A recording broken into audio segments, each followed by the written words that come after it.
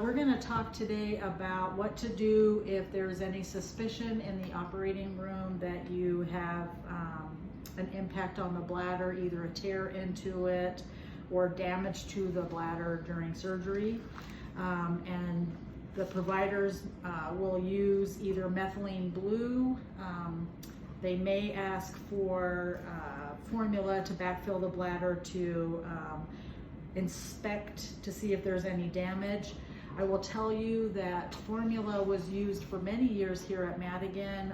There was a call made to the formula company because it is advertised as sterile infant formula, but the formula company unequivocally said that it should not be used on the surgical field because it is sterile for human consumption, but not sterile for use in the operating room.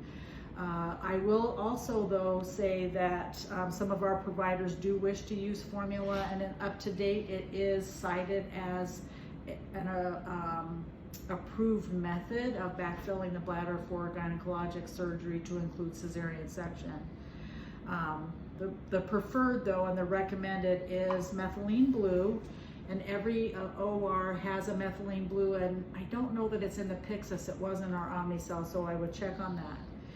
What you're going to do, and this is the neat way to do it, I know most of you are using a basin, but I will tell you there's a much neater way to do it without slopping blue water everywhere and turning yourself blue as well. If you take 1 cc of methylene blue using filter straw, 10 cc syringe, pull up one, and then you're going to inject it into a 500 cc bag of normal saline. You attach your normal primary tubing with an extension tubing on it, and you're going to run it all the way through. So you're going to have blue fluid run all the way through to your the end of your extension tubing. If you take the end of the extension tubing, you're going to attach it to the needleless port on the Foley catheter collection tubing.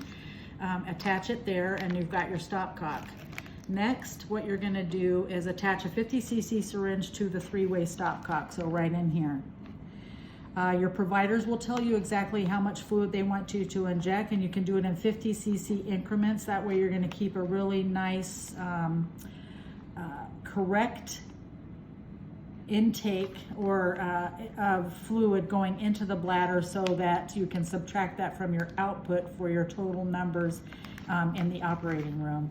So anyway, you'll turn the stopcock off to the Foley catheter, pull up your 50 cc's, turn the stopcock to the catheter, inject 50. The providers will tell you if they want 100, 150.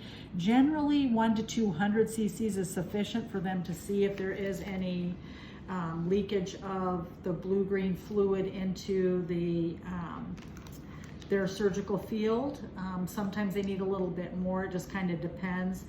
But they will let you know when you have added an amount, and then you'll be able to tell your anesthesia provider, I put 150 of fluid into the bladder so that they can account for that.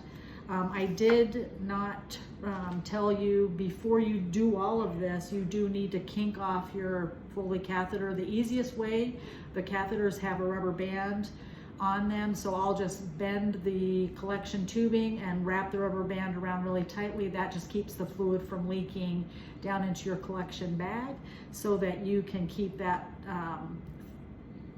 blue fluid that you're injecting into the bladder to stay in there until the docs have a chance to check their field to see if there's any leakage of fluid out into their surgical field as you're doing the backfill. That's it.